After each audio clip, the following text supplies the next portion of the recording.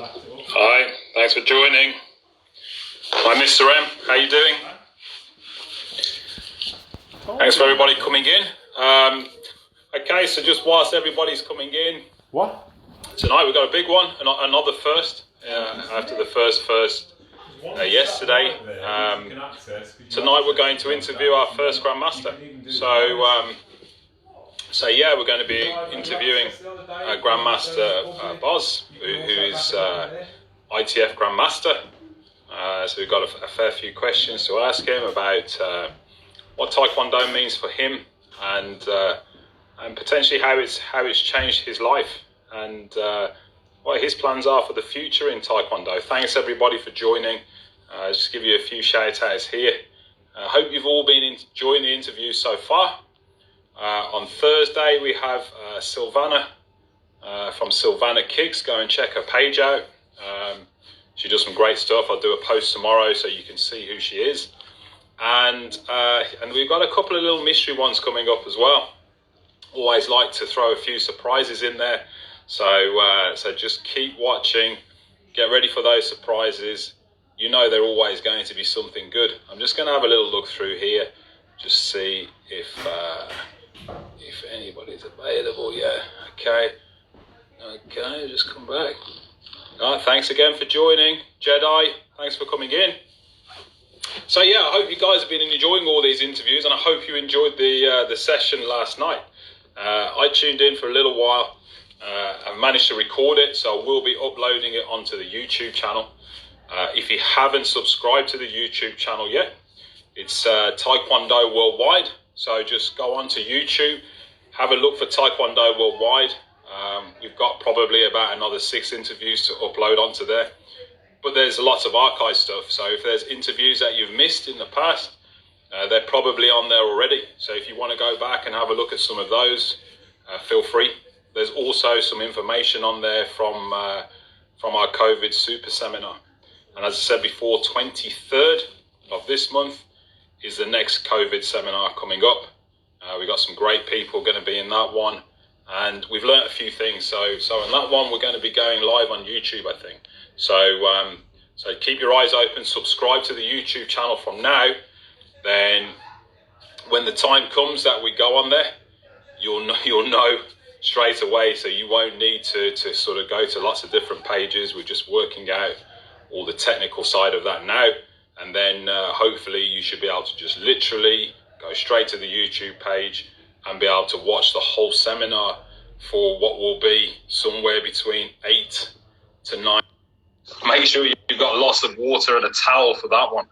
Okay, so Grandmaster Bos is here. Yep. Good evening, sir. How are you? Always fine. Thank you very much. Thank you for inviting me. Thank you. Fantastic. Thank you for agreeing to spend some time with us this evening and give us some insight to your Taekwondo. So, how long have you been doing Taekwondo, sir? Well, I started late 1968. Wow. So it's 52 years. Long time. Oh my word. so just a short amount of time then. You know, the time passed very, very fast, and I enjoyed a lot of my years in Taekwondo. Some moments are better, some moments are less, but I always have my same passion and my same goal and my same routine every day. So it keeps me going, and I really enjoy, and I'm really happy that I found this Taekwondo, let's say. Huh? If you've been training for that amount of time, give me an estimate of how many people you think that you've instructed. Well, if I only go when I was a member of the IIC, I have done, let's say, some 80 IICs. Consider, yeah, more or less. So let's consider that we talk about maybe 10,000 people only in IIC. And then if I consider all my my trainings in Italy, in Holland, and around the world, and my private seminars, I think, well, I don't know him, but will be close to more than 100,000 for sure. Wow, that's amazing. So this is what it's like in the life of a grandmaster. Completely different than us mere mortals that turn up 2 or 3 times a week, and sometimes 5 times a week if we're really good. So it depends what you want. Where do you want to go? Do you want to become someone good? Do you want to become whatever? I mean, it's in all kinds of sports or business life what you want from yourself. If you put efforts, you can achieve a lot. Yes, and you talk about Holland. Now, a few weeks ago, we interviewed the Dragon, Stefan Tepelatu, who I understand was one of your students. So he went on to do some amazing things. Do you take all the credit for that? I had a lot of, and I still have a lot of very good people that train with me almost every day. I have a lot of people around the world that come to my gym for 1 week training. But I don't take credit for anybody, because everybody has to do his own job. I only can help them, maybe with my experience, with my motivation and whatever, that they can get better and that they get to the level that they can be maybe on the podium on the World Championship or World Cup. That's always have been my goal, to make the people the best in what they can do. But Stefan, back to Stefan. Stefan, first, of course, his father, Master Wim Bos, was one of the students when he was a brown belt. He came, but okay, we go long time ago now, eh? Yes. Stefan, when he was a kid, he was 5 or 6 years old. He came to the gym and joined the class. So, yes, but of course, everybody, they went their own way, and they did very well. And I'm very pleased for them that they are having success in their life. So, super. Liliane Dulé is just saying hello to you. Lilian is also one of those competitors that every year comes to me to train, and we have a good time together. And I think he make a lot of he's already very, very good, but with some small points I could adjust a little bit, and I think he does very well, and he's a really, really nice person. That's more important than everything. Yes, and having that kind of influence and impact on all these competitors, does that feel like a huge responsibility? I don't think so, because you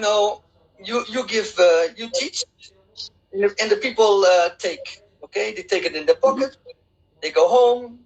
If they want to take the experience out of their pocket and work with that, it's okay. If they don't want to work with it, it's not my problem. I will always give 1,000% when I teach. I will always give 1,000% of my relation with the people. That can be, of course, for some people good, for some people it's more negative. Some people maybe criticize you for who you are, or what you do, or what you say. But okay, that's me. What can I do? Absolutely. And what's your favorite part of teaching? When I was younger, a little bit.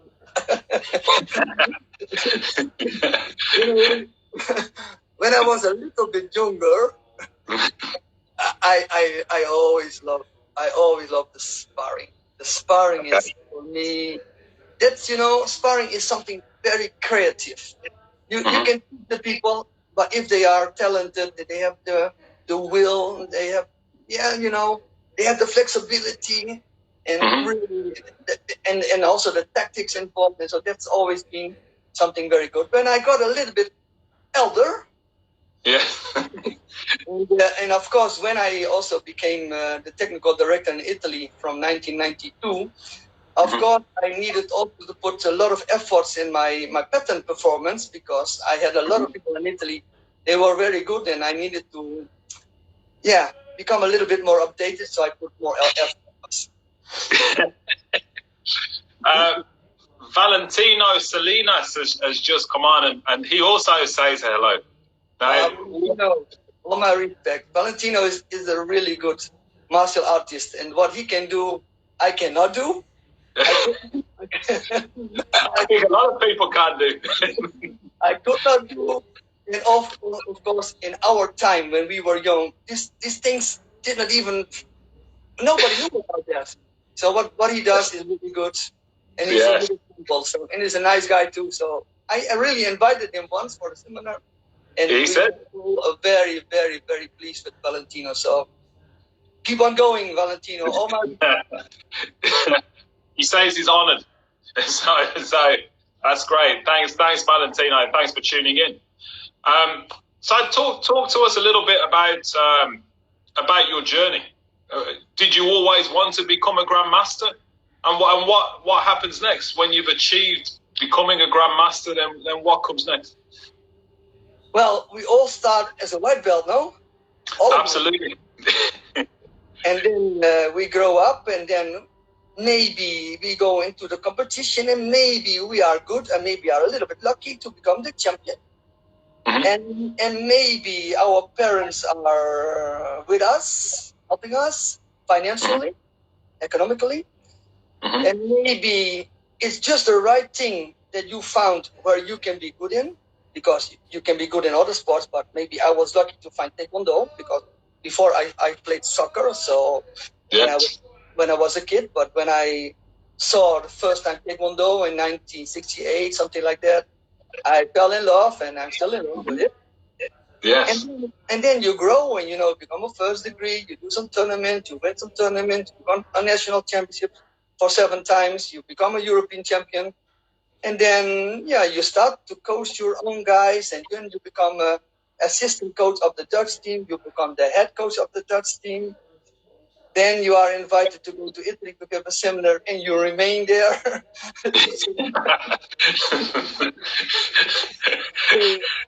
I went to Italy for 4 years, up and down every month, because I had my gym, I had a steady job, so it was really tough. But then one day I took the decision to move to Italy. That was in 1990, so that's a long time ago already, and I'm very pleased with that. Through all that journey, of course, I have done. I always put my efforts for the ITF. I mean, I have been working for ITF as a tournament director, as a chairman of technique, a chairman of whatever. I've been, I may say honestly, quite close to General Che. Because of the organizing of world championships that I helped the ITF and so on and so on. So, and then I was lucky to become also a member of the board, and so on. I have been president of the AATF, and a lot of things I have done. And the journey has been long, but when you look back, very short.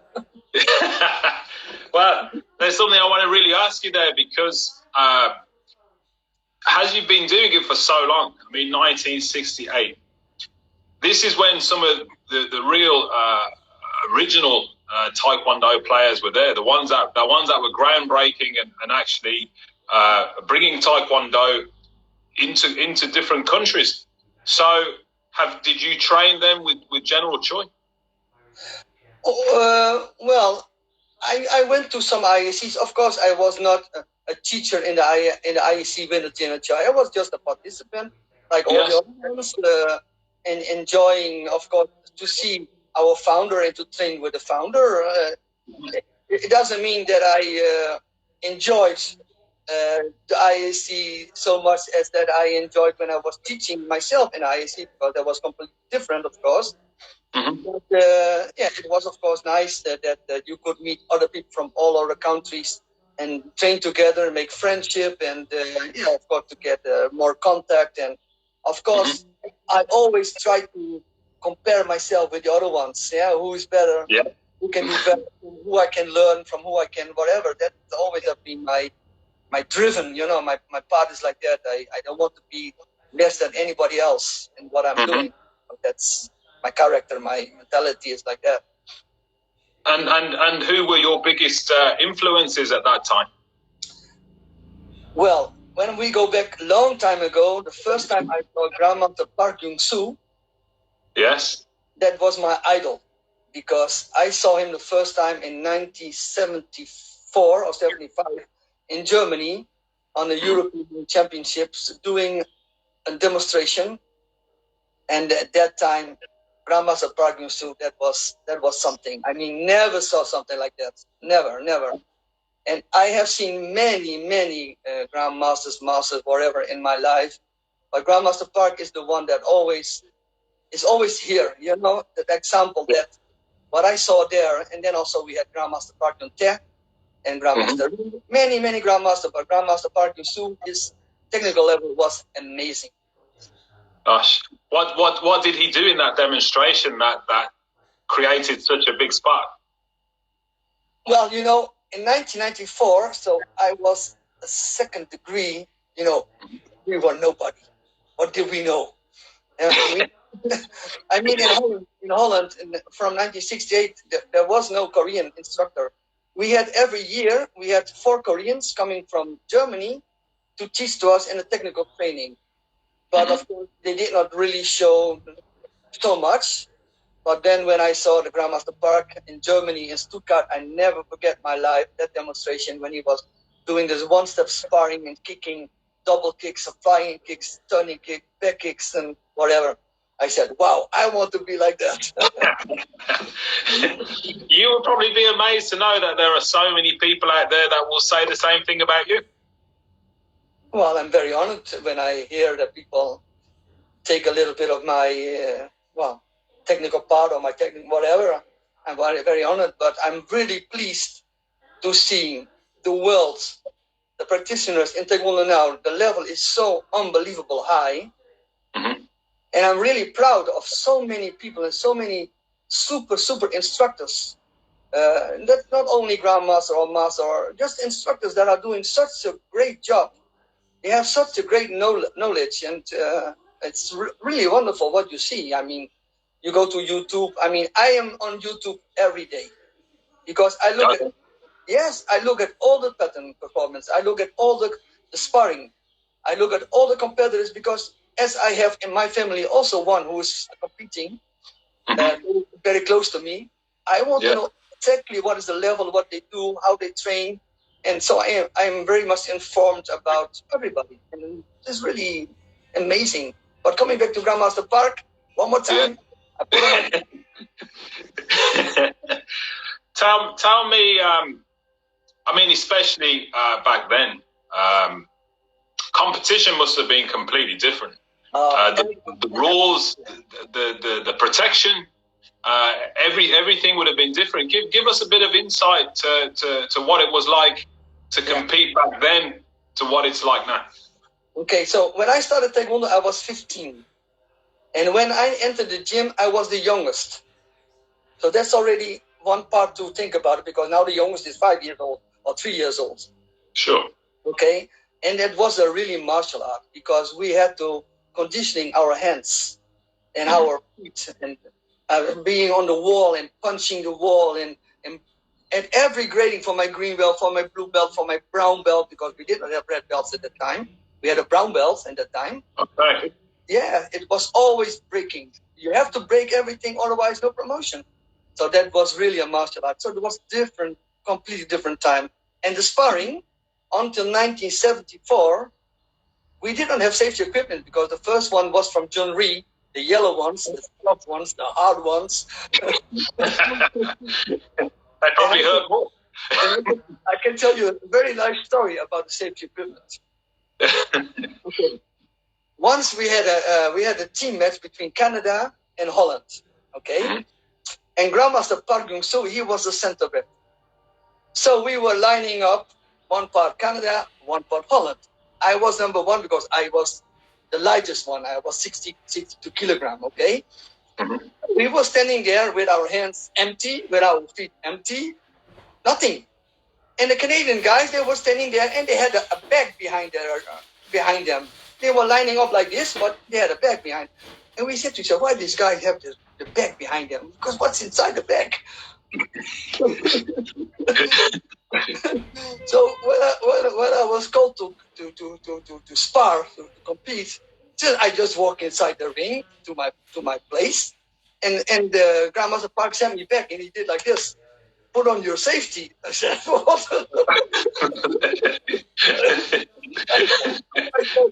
What is he talking about? So it was the first time in my life, 1974, I don't remember. I sparred with safety equipment. Well, okay, so you imagine that before that time, the national championship was without, so it was contact, and it was, of course, let's say, between lines, controlled contact. Was it more full contact back then? You know, at that time when you did not have the safety equipment, it was completely different because we didn't use turning kicks, double kicks. We did not. It was not necessary. That all changed because of the safety equipment. They were bigger, so we had to find options to kick differently to make a point. So it was completely different. It was more direct, side kicks inside, near inside, or back kick inside. That was not so many tactics because what did we know? Sure. I was a blue belt, and I went to my first national championship. It was in 1970, and my instructor said, "Well, this Dutch championship is only for black belts and brown belts. You are a blue belt." So I said, "Okay, sorry." No. He said, "You come and you put on a brown belt and you participate." I won. Oh, fantastic! So who was your instructor back then? Well, I started in my town, Appingedam. I went to one training because I came from football and I saw these guys training in their, let's say, kimono, dobo. I went inside, I did one training, I didn't like it. I don't know why, but I didn't like it. And some months after, maybe 3 months after, one friend of mine, his brother, he was a brown belt. He was also teaching in another town, 5 kilometers from my town. And he said, "Why don't you come with me and we go for taekwondo?" And he said, "No, taekwondo, I went one time. I did not like it very much. I did not like the atmosphere." And he said, "But in my gym, my brother only teaches sparring, only fighting." I said,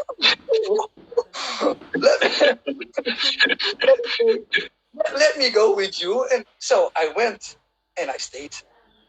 So that was this guy. I still see him. He still lives in my town. I go to Holland more or less 5-6 times a year. I go back to my town and see my family or my daughters. I still have 2 daughters in Holland. So I see them and we have a good time together. And this guy is still living, and once in a while I see him. He stopped when he was a second degree. When we became a second degree, he stopped. Okay, and I moved on. That's it. And after that, I also had our main instructor was from Groningen, 30 kilometers from my place. He was called Jan Sevier, and I went there also. Let's say when I got my green belts, I went there also 2 times a week, 3 times a week. I went there on my bicycle because 30 kilometers, training 2 hours. Good time. Wow. Good time. Really good time. I was in super shape. Did this help? Did this help in your sparring? Yeah, the sparring. I've been sparring until 1978 because I had so many good students in my gym that I decided to spend my time for them, to give my time for them, and stop doing competition. So in that time, I had Master Tapidato, I had Henk Meyer, who became also world champion in WTF in 1985. I had many good students, too many. And of course, I was the national trainer of Holland, so every week, every month we were training together. And also Master Willy van der Mortel was there, and so many of the masters still are in the ITF being very successful. They were of my training, let's say. So really good. Wow. And we're gonna brush a bit on what it's like to be in lockdown because obviously a lot of things have changed as we're all stuck inside. How is that affecting your training at the moment? Well, the lockdown, of course, is very negative for 99% of us teaching. or having a gym or having an activity or whatever. So it's a really a bad. But I must admit to you, and I'm really lucky because these 2 months have been very nice for us, the family life, because my daughter is at home, my boy is at home, we are training every day. He's teaching every day on Zoom with his students. We do yoga in the morning, we do salsa, we do... I'm more busy than normally. Does the salsa help with the sparring? Does this give him the quick feet? Yes. I'm not really talented, but okay. The secret's out. The secret is out now. You know, for me, it's always something that to be busy, you know, with your activity, with your body, with your physical shape. Because for me, I always say the same, and maybe many people do not agree with me. If you are physically okay, you can do everything. If you're physically not okay, what can you do? You cannot even defend yourself. So this is one of the most important parts. You have to be physically fit. That's it. And then everything, and then of course the stretching. Yeah. Sure. If you do not stretch every day, I mean, I don't say 3 times a week, I say every day, and you don't put effort, you will never become flexible, of course. It's very simple. So your advice is to be stretching every day? Every day, every moment you can. Not 10 minutes a day or 20 minutes a day, every moment you can. Because if you choose to be a Taekwondo practitioner and you want to do good, you need to be flexible, I'm sorry. Because otherwise you can't make the kicks. Yeah. This is interesting. Yeah, and you get problems with your back, you get problems with your legs, you get problems with everything. So the flexibility is one of the most important things. That's my personal opinion. Yeah, some people can disagree with it, but I don't care, of course, because I know it helps. Mm-hmm. And I spend a lot of time on flexibility. A lot. Most of the time I spend on that. Okay, so would you say that you spend more time on flexibility than practicing technique? Yes, I would say less. Because, you know, you come to a certain point that you, like me, for example, you have so many years, that your physical activity has to be a routine. Because if you have no routine and you don't practice for 2 or 3 days, yes, everything will hurt after the training when you start again. So you need to have a routine that makes you feel good, that you do exercise that you feel comfortable, no? So, and therefore, of course, I do my push-ups, I do my strength exercises, I do my squats, but most of the time I spend on my stretching. Yes. Wow. What sort of style of stretching do you adopt the most? Are you working on splits and things like that, or are we working on sort of stretching the whole body? Okay. Now let's come to the normal Taekwondo practitioner, a competitor, or whatever. I don't talk about the top ones, and that hopefully the top ones train twice a day. I hope, because if they train twice a day, they don't have too much chance. But let's say the ones that do every day, let's say 6 days a week, if they put a lot of efforts in all those things, then they might increase their flexibility. So what I do in the morning is just dynamic, always dynamic. Okay. And in the evening, when I watch television, I sit on the couch, I put my leg there, and I hold it there for 30 seconds, 1 minute, 2 minutes, or I lie on the floor, I do my stretching. I always do something. I try not to waste too much time. Mm-hmm. All right, this is very interesting. Okay, so we're going to diversify a bit. You're going to see lots and lots of changes in ITF Taekwondo from the time you started to where you are now. What do you think have been the biggest changes? There have been a lot of changes. If we talk about, for example, about the sparring, first of all, we had no equipment. Then we got equipment. Then we got to use with equipment. Then we start to box more because the rules were different. Then we start to change the scoring system, giving 2 points to the kick to the body. So people start to kick more. And there's a lot of being an evolution, because in the time I was a technical director, or let's say tournament director, we, of course, all of us, a lot of things in order to make a better performance and to become better competitors. Nowadays, I see there's a lot of very good ones, but the rules are not compared anymore with what you really want to see on the floor. You know, this is one point of view what I have. You know, I don't know how much time people really invest, umpires, coaches, instructors, of their time during the day to invest and to get better, to know more better what's really going on in this competition world. Because I'm not the youngest. I'm 67 years old. It's not too old, but it's 67. But I'm still so much interested in what's really going on and how also the people feel and what they really want. You know, and we have to listen to the people so we can make a lot of things still in the future to make some changes. And it all becomes too visible. You have the screen. The competitors work with the screen. They see the screen. The umpires see the screen. They see the score. They have too much influence. Everybody's too much influence because they see always the points. So there are a lot of possibilities. I don't say to cheat. That's not the right word. But to change your opinion. You understand? And therefore, I think that the people should have more interest